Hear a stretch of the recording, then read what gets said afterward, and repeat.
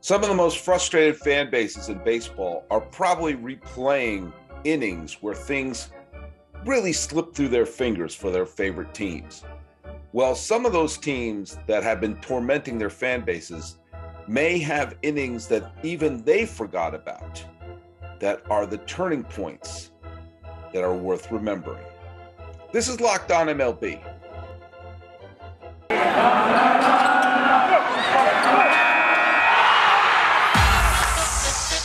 You are Locked On MLB, your daily MLB podcast, part of the Locked On Podcast Network, your team every day. Hello, baseball fans, and welcome to Locked On MLB, part of the Locked On Podcast Network, where it's your team every day. This is the daily podcast. We talk about all of Major League Baseball. I'm your host, Paul Francis Sullivan. Please call me Sully. Today's episode, which is being dropped on the 8th day of January 2022, we're going to be looking back at some innings for some of the most tormented fan bases in baseball and think about what could have been. Thank you so much for making Locked On MLB your first listen, as we're available on all your free podcasting platforms. Follow us on Twitter at Locked On MLB Pod, same handle for Instagram. I'm your pal Sully. I'm at Sully Baseball on Twitter, Sully Baseball Podcast on Instagram. I'll tell you where the genesis of this came about. I saw a video on YouTube that I shared on my Twitter feed at Sully Baseball, and I was intrigued by it. It was the covering of the seventh game of the 1979 World Series. If anyone knows me, and I know I do, I love that World Series. It's the first World Series I remember watching. Remarkably entertaining and fun World Series. The Pirates, to the beat of We Are Family and Sister Sledge, came back from 3-1 to defeat the Baltimore Orioles. So there was a moment in that game that I forgot about. The final score of Game 7 was 4-1, but it was 2-1 in the 8th. It was still a one-run game in the 8th. The Orioles had runners on second and third and 2 outs and a one-run ball game in the bottom of the 8th. A base hit would have given them the lead and put them within 3 outs of winning the World Series. And Chuck Tanner, the manager of the Pittsburgh Pirates, walked Ken Singleton to get to Eddie Murray because there was a free base open. Now, Ken Singleton was an all-star, a terrific all-round player at that time, but he walked a batter to get for the privilege of facing Eddie Murray. Eddie Murray was indeed in a slump in that World Series, but he was an all-star and eventual Hall of Famer. He had a deep drive to right field. Dave Parker caught the ball. Pirates scored 2 insurance runs in the top of the 9th and won the World Series. But that's one of those little turning points that if you're a Baltimore fan, or a Pirate fan for that matter, probably slipped through the cracks. That was almost one of those moments that I talked about that we have hindsight bias for. It was a smart play because we knew Eddie Murray was going to fly out. But if he walked Ken Singleton to face future Hall of Famer Eddie Murray, and Eddie Murray got even a single, the Orioles would have had the lead and be on the verge of clinching the World Series. No We Are Family, no Pop's title, and this would have been Earl Weaver's second title and revenge for 1971. Completely different narrative for that World Series based on that one moment. And I started to think about what are those innings? What are those moments that you have for various fan bases, various teams that we look at as the frustrated fan bases that haven't won? There are very obvious ones. And, as someone who grew up a diehard Red Sox fan, obviously I wound up reliving the 10th inning of Game 6 of the 1986 World Series over and over again, like the Zapruder film in my head. But there were other moments and other innings in that series that I also look back and go like, if only this didn't happen, if only that decision didn't happen, that had nothing to do with the bottom of the 10th. That was a culmination of disastrous events, but there were other moments where that game could have been won. Same thing with the Kansas City Royals and the St. Louis Cardinals the previous year when the World Series went 7 and the Royals won dramatically in their Game 6. Or the next year when the Twins won 4-3 against St. Louis there was a bunch of tiny things that happened in Game 7. If this bounced this way, this blown call went that way, all of a sudden the fates of that World Series would have changed. It's not always the obvious inning.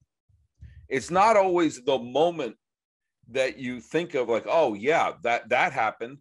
Well, everyone remembers the bottom of the 10th of Game 6 of the 86 World Series, but not as many people remember lifting Roger Clemens ahead of time. And likewise, and I'll get into this at another point where, Davey Johnson horribly managed the Mets in that game. Darryl Strawberry was removed from the potential elimination game, and Lee Mazzilli was in his place based on pinch hitting and where the pitcher's spot was coming around and everything. And Kevin Mitchell wasn't used as a pinch hitter at other points. I mean, it could have been disastrous for the Mets even before that inning. Sometimes these championships come to that great climax that we remember.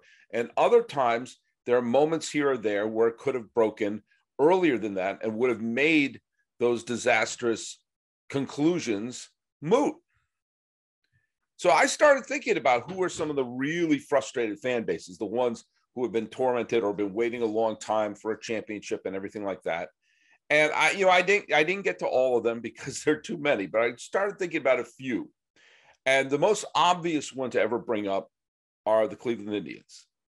The Indians who are now the Guardians, but when they were the Indians are the only team in baseball to lose 2 Game 7s of the World Series in extra innings since the advent of the wild card, which is one of the reasons why I believe that the name Indians and the Chief Wahoo hat were not exactly good luck charms for the Cleveland Indians.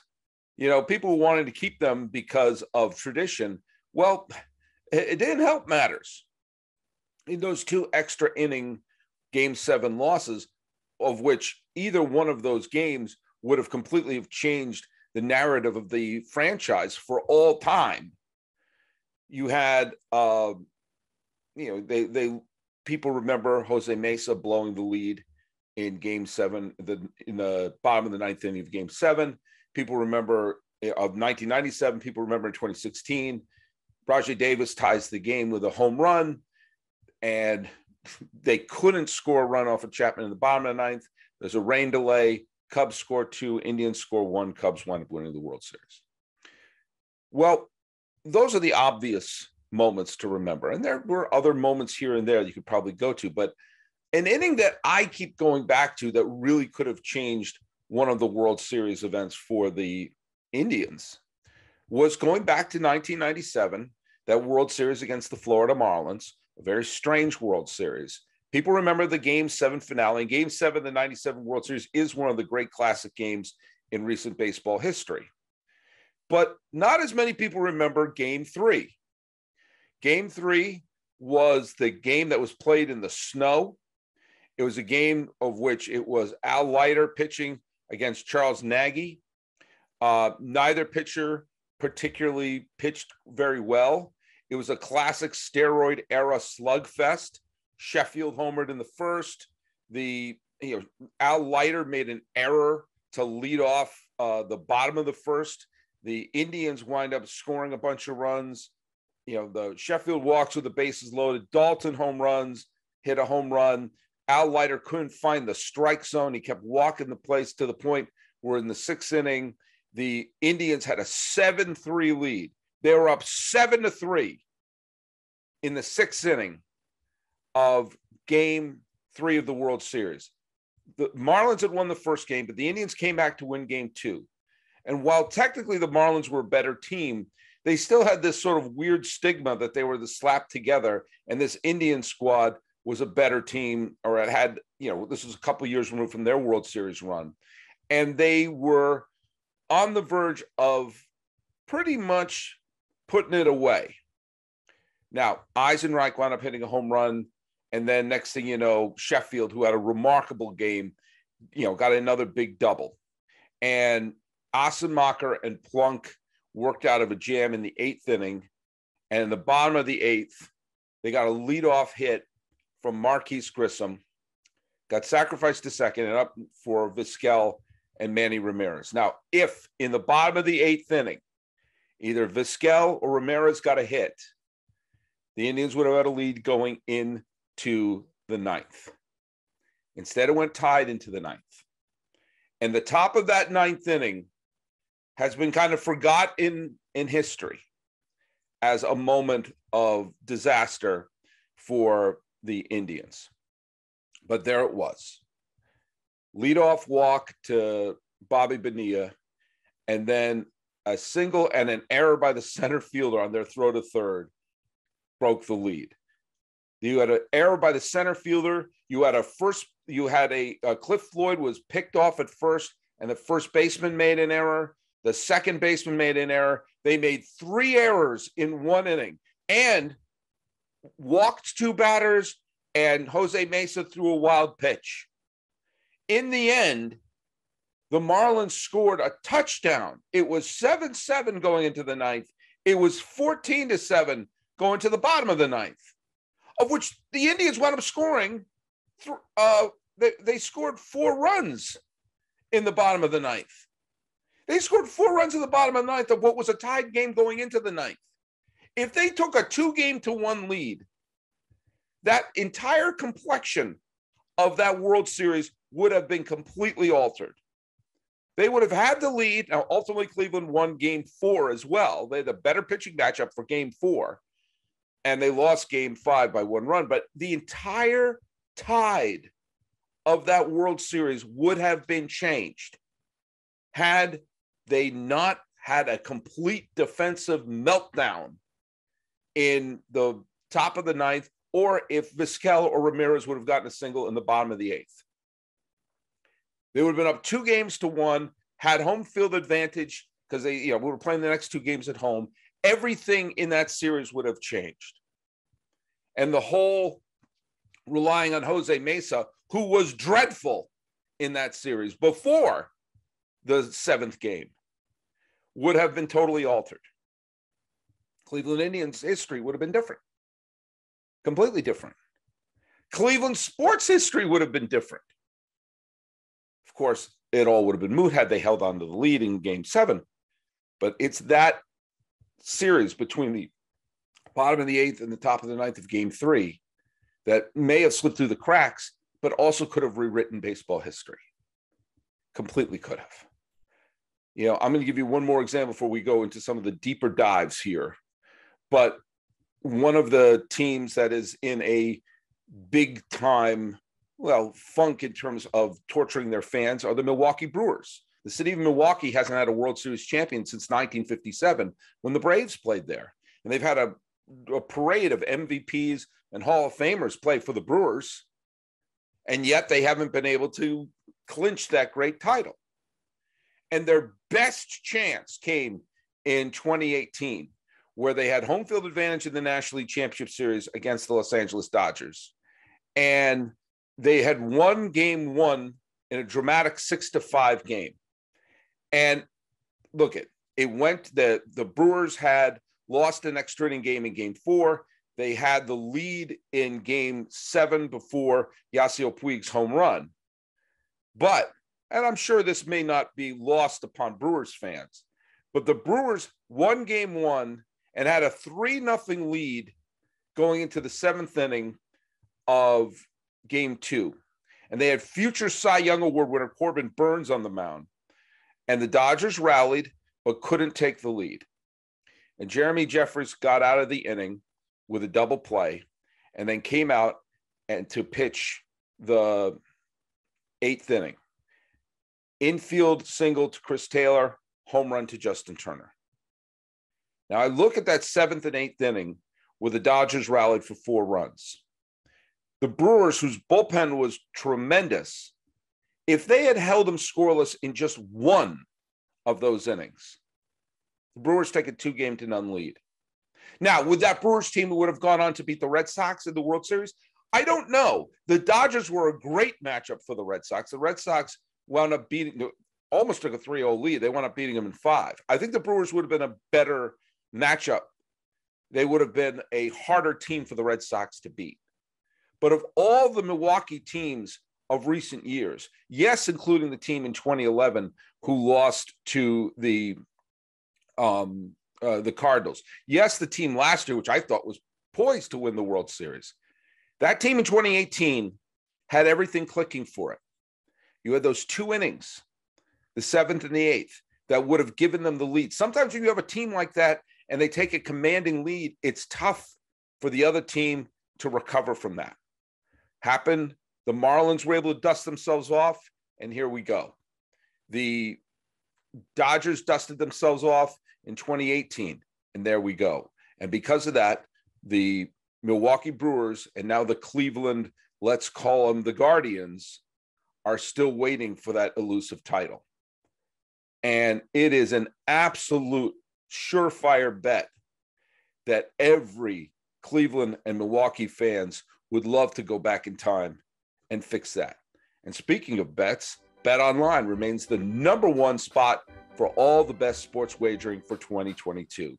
New year and a new updated desktop and mobile website to sign up today and receive your 50% welcome bonus on your first deposit. Use our promo code LOCKEDON to get started.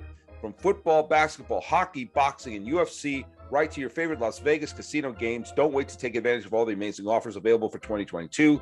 BetOnline is the fastest and easiest way to wager on all your favorite sports. BetOnline is where the game starts. All right, I have already alienated every Cleveland fan and every Milwaukee Brewer fan listening to this podcast. Who can we go to next? Oh, let's go to the Pirates. I had mentioned the Pirates in the 1979 World Series clips that I was watching. The Pirates are still looking for their first trip to the World Series since then.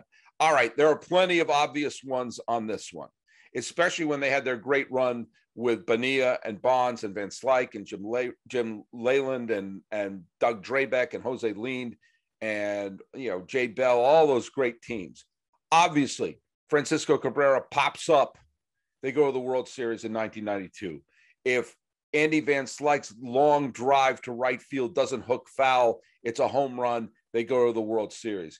If Glenn Bragg's, friend of the podcast, doesn't jump up and take Carmelo Martinez's home run away, there's probably a Game 7. Who knows what's going to happen? They probably, that team should have gone to at least one World Series. Would they have been able to beat the A's? Probably not. Would they have been able to in 1990? Probably not, but no one thought that the Reds were going to. Would they have been able to beat the Toronto Blue Jays in 92? I don't know. Maybe, maybe not. It would have been an even matchup. I think they could have beaten the Twins in 1991. But, those are just agonizing. But since then, since the Francisco Cabrera single, it's been dark days in Pirate Land, save for those 3 years where they were really good. 2013, 2014, 2015. Cubs fan with an 8, my friend Marcel has been, he's annoyed at me that I keep bringing up the fact that had the Pirates won the wild card game against Jake Arrieta, I believe they would have won the pennant and maybe the World Series. But it didn't happen. They did lose to a complete game to Jake Arrieta, and it's tough to look back and say what could have been there when the guy throws a complete game shutout. Same thing the year before. Madison Bumgarner threw a complete game shutout in 2014. Both of those games were played in Pittsburgh, but a dominant pitcher came in, boom, boom, boom, there you go. But that first year they were back in the playoffs, 2013, they beat Cincinnati. Johnny Cueto bombed, and they wound up playing the St. Louis Cardinals in the division series. Now, the Cardinals blew the door off the dump in game 1. But the Pirates won game 7 in a laugher, 7-1, and then came home, and Pirate fans were amazed when the Pirates took a 2-1 lead over the St. Louis Cardinals, who had the best record in the National League that year. So they went. It was Monday, October 7th, 2013. The Pirates were at home, and they could have advanced to the National League Championship Series, defeating the St. Louis Cardinals. Walker was pitching. Charlie Morton was pitching for the Pirates. Walker for St. Louis, Morton pitching for the Pirates. And it was a classic. It was a great game back and forth. And the Cardinals wound up taking the lead on a Matt Holliday home run. And then came the two innings that if they broke just slightly different scenario for these two innings, the history of Pirate baseball would have been much different. Down 2-0. Pedro Alvarez hits a home run with one out. Michael Wacha pitched into the eighth. Pitched a great game. But Wacha allowed a home run and then allowed Russell Martin to walk. So the tying run was on. And in came pinch runner Josh Harrison. With one out, one on, Jose Tabata at the plate. Harrison tries to steal second and is caught stealing. Then Tabata strikes out. Carlos Martinez strikes him out. Threat is over. All right. Then you go to the bottom of the ninth. Trevor Rosenthal pitching. 2 outs, nobody on. Neil Walker walks, lives up to his name. And the MVP of the National League comes to the plate. A home run by Andrew McCutchen would have won the series for the Pirates. Instead, he flew out to the second base. All right. You had the Cardinals staying with their starting pitcher maybe one batter too long with a walk to Martin. And Carlos Martinez, talented pitcher, but not exactly bringing in Grover Cleveland Alexander from the bullpen. The caught stealing. Now look at, I'm all for fast baseball. I'm all for taking risks. I'm all for all of that, okay? But they're about to have up Tabata, Jordy Mercer, and Starling Marte, and then Neil Walker, and then Andrew McCutchen. And then put the rope on Harrison.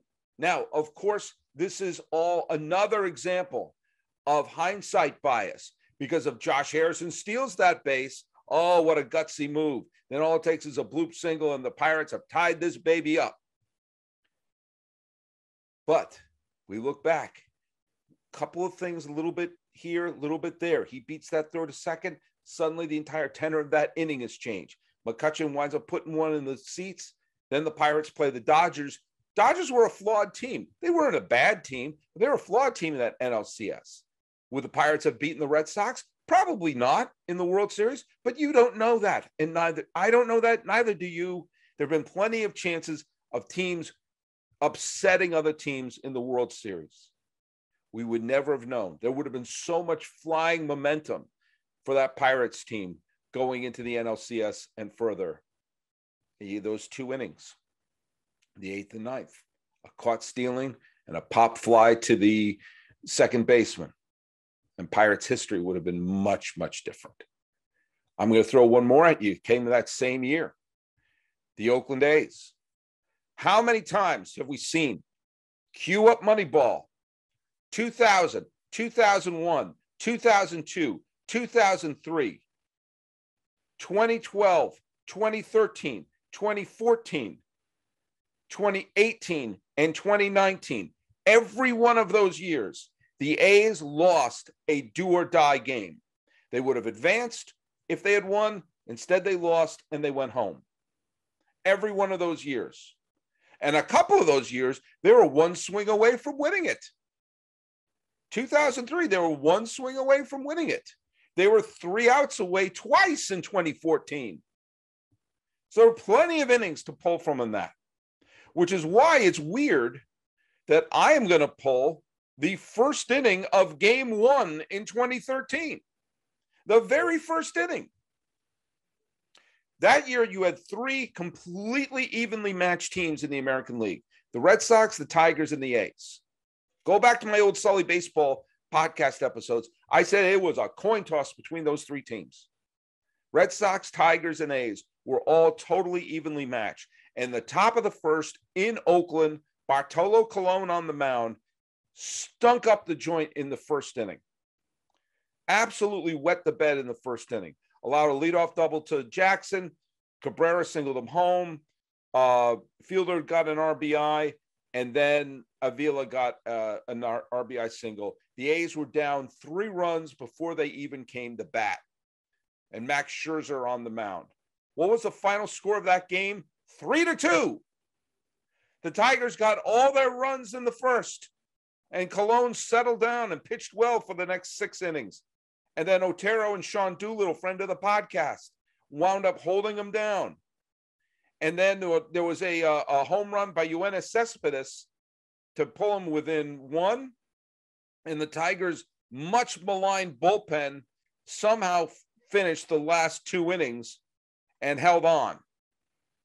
But Bartolo Colon, had he held the Tigers to 0 runs in that first inning, suddenly that's a much different ball game. Again, hindsight bias. We don't know how the Tigers would have acted or the A's would have acted if it was a 0-0 game. All I do know is that in the first 2 games of that series, the Tigers scored in 1 inning. The top of the first of game 1, because they were shut out 1-0 in a walk-off game in game 2. The first 2 games, the A's held the Tigers scoreless for all but 1 inning. Now, the A's only scored in 2 innings as they won that game 1-0 in a walk-off, and Cespedes had a 2-0. So it wasn't exactly a slugger's paradise in the 2013 series between Detroit and Oakland.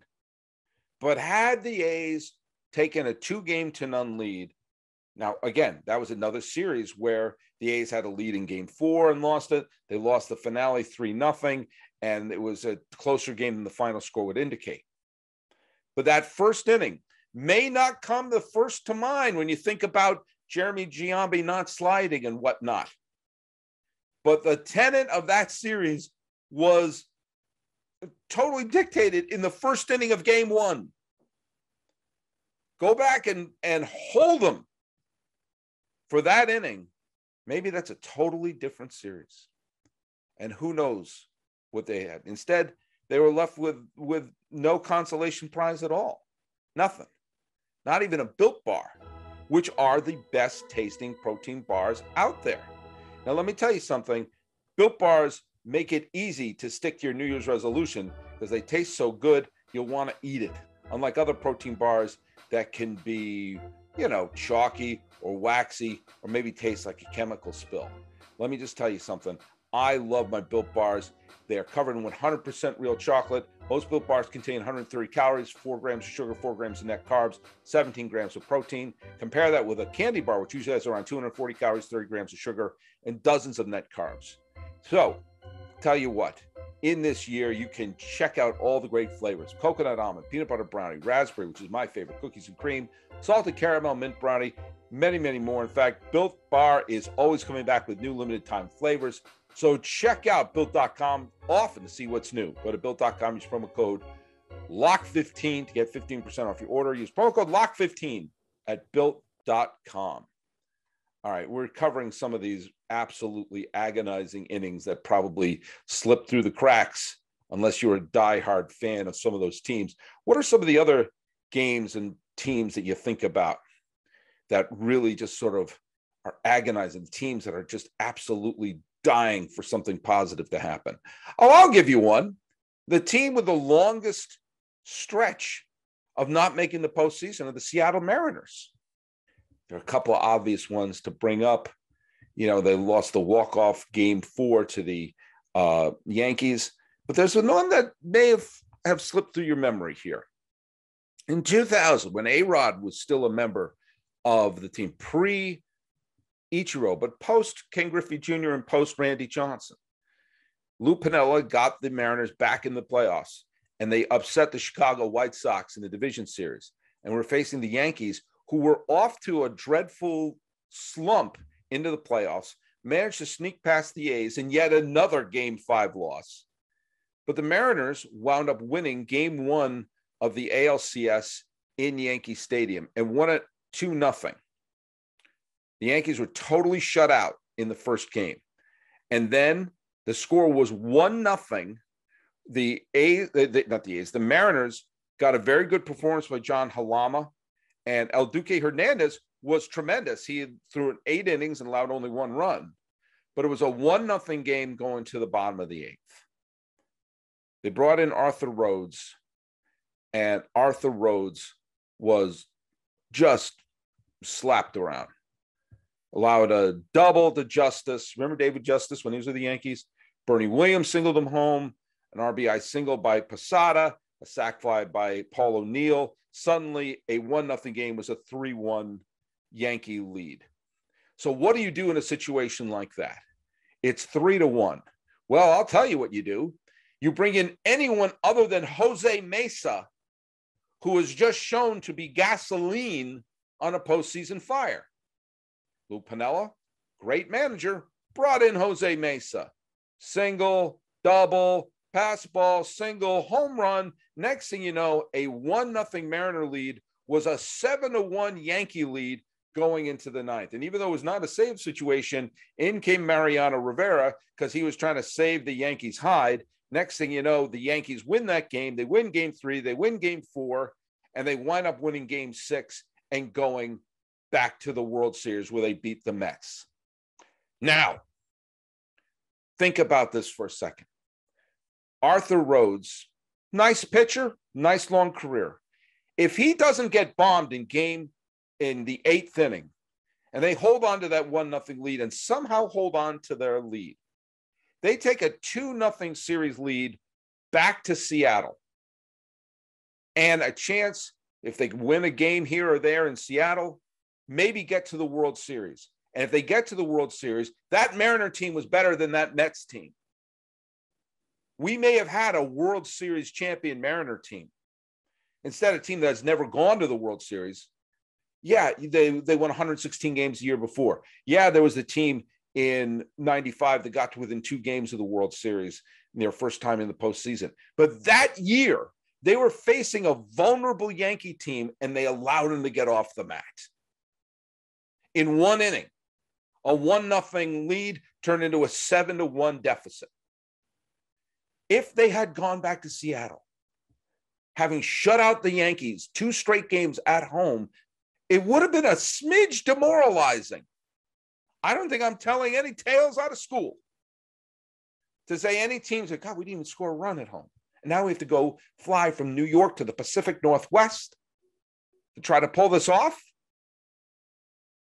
Maybe that Yankee team would have done that. Maybe the narrative would have been they needed that to happen to them. That certainly happened in 2001 when they lost the first 2 games to Oakland at home and then came back to win the division series. I don't know the answer to that. But it's that inning, which probably was one that escaped your memory, could have clicked. And suddenly we're dealing with a much, much different history of the Seattle Mariners. Of course, with the Mets, if they had held on to the lead of game 1 of that World Series, or if Timo Perez didn't watch Todd Zeal's ball, who knows? Maybe they could have won something there. Maybe they could have won that World Series. Their most recent World Series appearance, obviously, was 2015, of which a bunch of errors at the end of game 4 and some wild base running in game 5. The Mets lost both of those games. But you think back to those games, when the Royals bullpen was in charge, it was tough for the Mets to score a run, which is why it was so critical to not let them score in the late innings. But that whole series could have been different if they had held on to the lead in game 1, because a narrative was building in favor of the Mets.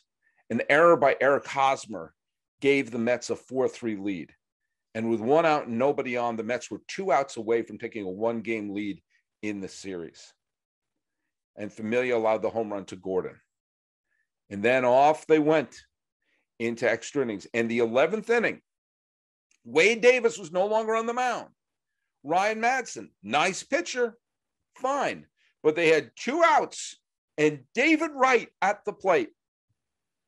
A base hit by David Wright would have given the Mets the lead and given David Wright his signature World Series moment and make him one of the great all-time New York baseball heroes, at least in the history of the Mets. Would have given him the David Wright moment. Instead, he struck out swinging. And the Mets could not score in the 12th. in the 13th and the 14th, and David Wright makes an error in the 14th, and the Eric Hosmer, who was about to be the GOAT, wound up hitting the walk-off sacrifice fly, and the Royals win that and set the tone for the rest of the World Series. A base hit by Wright would have turned that into the David Wright game with Eric Hosmer being the GOAT. Instead, it was Eric Hosmer's walk-off set up by an error by David Wright. This is how fragile reality is. And if the Mets took a 1-0 lead in that series, things probably would have fallen completely in their place. Completely in their place. I'm going to give you one last one here. I mean, there are too many of these to point out. Minnesota Twins have been on a losing streak ever since Game 1 of the 2004 American League Division Series. They lost the final 3 games of that division series. They got swept in the division series in 2006, swept in the division series in 2009, swept in the division series in 2010, lost a wild card game, swept in another division series, swept in a wild card series. They haven't won since Game 1 of the division series.